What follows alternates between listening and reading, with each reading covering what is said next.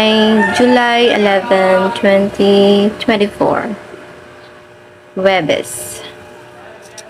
So, I will continue and magsasalita lamang ako ng Tagalog upang maintindihan ako ng mga kapwa ko Pilipino.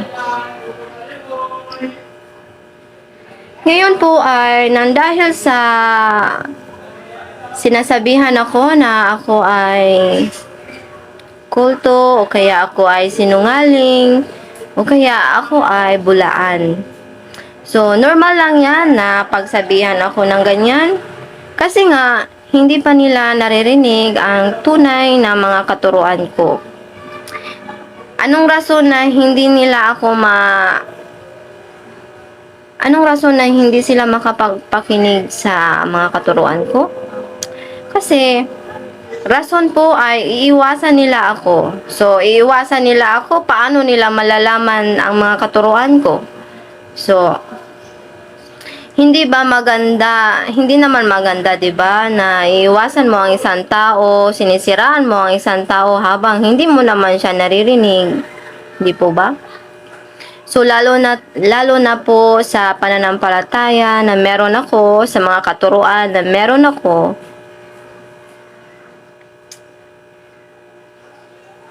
ay talagang sisiraan nila ako, hindi mo na magtatanong. So bakit? So mas mabuting magtanong kaysa sisiraan mo ang isang tao, hindi po ba? So kaya naman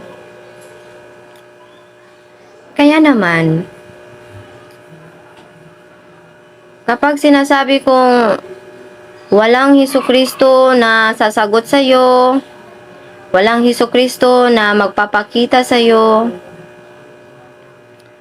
kulto na agad. So, kailangan ko ipaliwanag bakit walang Hesukristo na haharap dyan sa harapan mo. Kung babalik man si Hesukristo, sapagkat nababasa yan sa Biblia, kung babalik man si Hesukristo, saan kaya maglanding? Sa Manila? Sa Japan? Sa China? Kaya sa Amerika? Sa Amerika ba bababa si Hesukristo? Saan naman siya bababa? Bilang Diyos, pero iniisip niyong tao si Hesukristo, na literal na tao. Hindi niyo siya mahanap kahit saan niyo siya hanapin. Dahil nga ang lahat ng nababasa sa Biblia ay spiritual. All that we read in the Bible are all spiritual. There's no literal that there is Jesus Christ there. You cannot find Jesus Christ. Because all the things that we read in the Bible it's all about spiritual. Na kung saan your faith will grow strong to God. If you understand the Bible by what you read, if you believe that there is Jesus Christ in front of you, so, hindi mo malalaman at hindi ka tutubo bilang Kristiyano.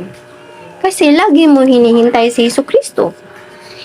Ikaw naman, yung buhay mo, yung bawat buhay ng isang tao ay kailangan mananahan ang salita ng Diyos.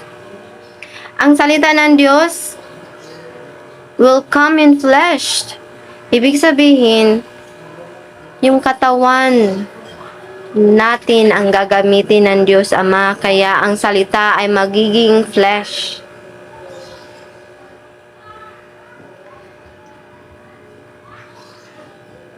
So, ulitin ko, na bago po kayo manghusga sa aking mga katuruan, bago po kayo manghusga, okay lang manghusga sa buhay ko, pero kung manghusga kayo sa katuruan na meron ako, habang hindi nyo naman tinatanong, anong tawag po niyan?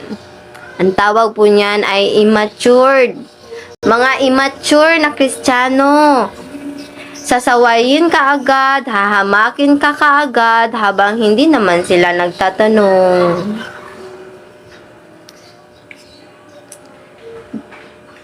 iklaro nyo po sa akin muna bago nyo po ako husgahan.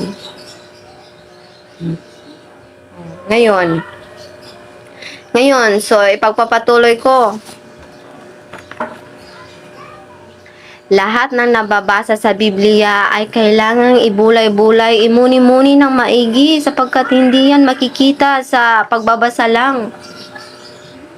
Makikita po yan sa pamamagitan ng pagtawag sa banal na Espiritu ng Diyos na Ama upang magabayan kayo, upang maturuan kayo sa mga espiritual na mga unawa. So, hindi ako naghihikayat na maniwala kayo sa akin. Pero hinihikayat ko kayo na magpatuloy kayo sa inyong pananampalataya kung anong merong pananampalataya kayo. Pagpatuloy nyo ang pagsasaliksik. Kung saan kayo nagsisimba, pagpatuloy nyo po yan. Habang ako ay magpapatuloy rin sa pagtuturo ng mga espiritual na mga unawa.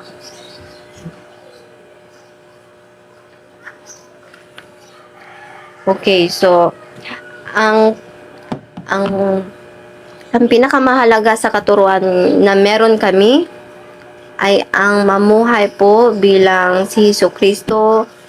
Ang pananampalataya na meron kami ay ang pagiging si Jesucristo na anak ng Diyos. Ibig sabihin, isinabuhay namin ang mga katuruan na ibinigay ng Ama sa anak. So, kung ano pong narinig namin, kung ano pong nababasa namin tungkol sa mga itinuturo ng anak na ang tinuturo niya ay galing sa banal na Ama, so yan po ay mga dapat naming sundin. Hindi po namin susundin yung mga katuruan ni Pablo,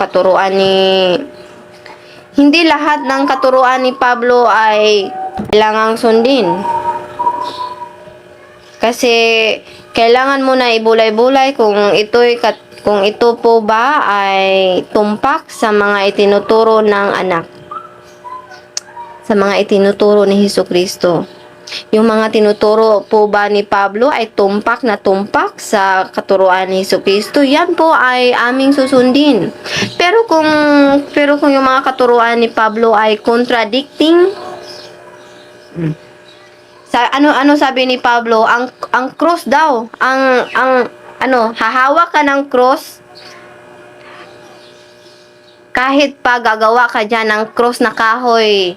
Kasi sabi ni Pablo, ang cross na to ay may kapangyarihan. So gagawa ka ng cross. Maglagay ka ng cross dyan. Kasi sabi ni Pablo, may kapangyarihan daw yung cross.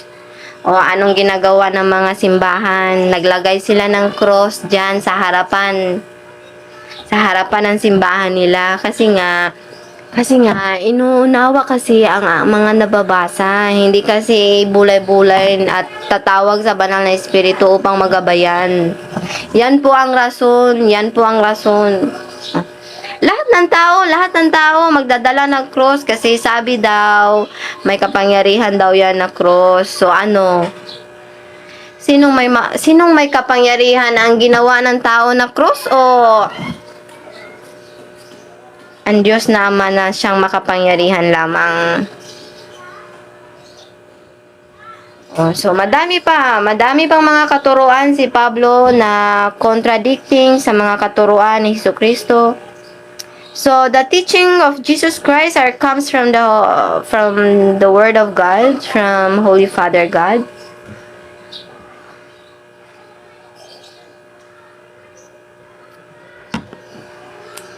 So yan po lamang muna ang aking mga ibabahagi ngayong araw na ito sa July 11, 2024. Thank you po.